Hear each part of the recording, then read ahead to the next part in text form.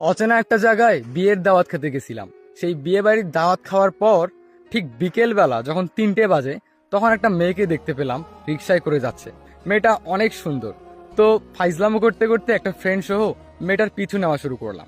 বিয়ে বাড়িতে খাওয়া দাওয়া তো শেষ, বিয়ে তো একদম সেই রাত 9টার সময় যাব, ঠিক আছে। এই সময়টা কি করি, অচেনা জায়গা চিনিও না, চলো না মেয়েটার পিছু নেওয়া যাক। মেয়েটা তো সুন্দর, প্রপোজ করে দেখবো যদি অ্যাকসেপ্ট করে। তো যাই হোক, তারপরে মেয়েটা রিক্সায় করে যাচ্ছে। আমি আর আমার ওই বন্ধুটা আরেকটা রিক্সা নিলাম, নিয়ে রিক্সাওয়ালাকে বললাম ওই রিক্সাটাকে ফলো করো। তারপরে যাওয়া শুরু করলাম। প্রায় কিছু দূর যাওয়ার পর মেয়েটা নেমে পড়লো রিক্সা থেকে। হ্যাঁ, তারপরে আমরাও রিক্সা থেকে নামলাম। এরপরে মেয়েটার পিছু নিতেই আসি। মেয়েটা বারবার পিছন ফিরে তাকাচ্ছে, ভয়ে ভয়ে আগাচ্ছে, ঠিক আছে। মানে কি বলবো, কখনো কোনো মেয়েদেরকে ইফটিজিং করি নাই, বাট এই মেয়েটাকে ভালো লাগছে জন্য পিছু নিচ্ছি। আল্লাহই জানে ওই মেয়েটা হয়তো বা ভয় পাচ্ছে। আমি আর আমার ফ্রেন্ড আগাচ্ছিলাম, মেয়েটার সামনে প্রায় 5-6টা ছেলে দাঁড়ায় আছে, ঠিক আছে। তারপর আমার ফ্রেন্ড বললো, দোস্ত দেখ সামনে কতগুলা ছেলে, যদি আমাদেরকে ধরে না তাহলে অবস্থা খারাপ করে দিবে। আমি গেলাম, এই কথা বলে ওই পিছন পাশে দৌড় শুরু করছে, ঠিক আছে। এরপরে আমি বললাম যে আরে দাঁড়া দাঁড়া, আমারে ছাইরা তুই যাচ্ছিস কই? তো দেখলাম আমার ফ্রেন্ড কোনো কথাই শুনলো না, ও রাস্তার মানে আড়ালে চলে গেল, ঠিক আছে। আর আমি পিছনেই ছিলাম, আর ছেলেগুলো আগায় আসতেছিল। তারপরে কি করব না করব কোনো কিছু উপায় পাচ্ছিলাম না। এরপর আমি আবার হাঁটা শুরু করলাম মেয়েটার পিছন পিছন। তো ভাগ্য ভালো যে ছেলেগুলো আমাকে কিছুই বলেনি, কোনো কিছুই জিজ্ঞেস করেনি। তারপরে ছেলেগুলো চলে গেল। তারপর পিছনে ফিরে দেখলাম আমার বন্ধুটাও আর নাই। যাই হোক, নাই তা নাই, আমি তো রাস্তাটা চিনলাম, রিক্সা নিয়ে আবার চলে যাব। তো মেয়েটার পিছন পিছন আবার হাঁটা শুরু করলাম। হ্যাঁ, কিছু দূর যাওয়ার পর মেয়েটা দাঁড়িয়ে পড়লো।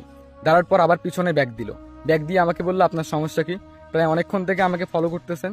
এরপর আমি বললাম কোনো সমস্যা নেই, আপনাকে দেখছি ভালো লাগছে, ভাবলাম যে আপনার সাথে কথা বলবো সেই জন্য। তারপরে মেয়েটা আর কোনো কথাই বললো না, আবার হাঁটা শুরু করলো।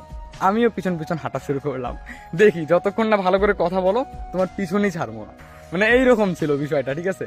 আর তখন বাজতেছিল প্রায় 4:30। হ্যাঁ, মেয়েটা যে কই যাচ্ছে আল্লাহই জানে, আর আমিও পিছন পিছন হাঁটা শুরু করছি। কিছু দূর যাওয়ার পর একটা লোক একটা বাসা থেকে বেরিয়ে আসলো, মানে বাসাটা 3তলা ফ্ল্যাট। হ্যাঁ, বেরিয়ে আসলো। বেরিয়ে আসার পর বললো যে কিরে মা এতক্ষণ লাগে আসতে। আর আমিও মেয়েটার ঠিক মানে কাছাকাছি ছিলাম। তখন সঙ্গে সঙ্গে মেয়েটার বাবা বলল ছেলেটাকে।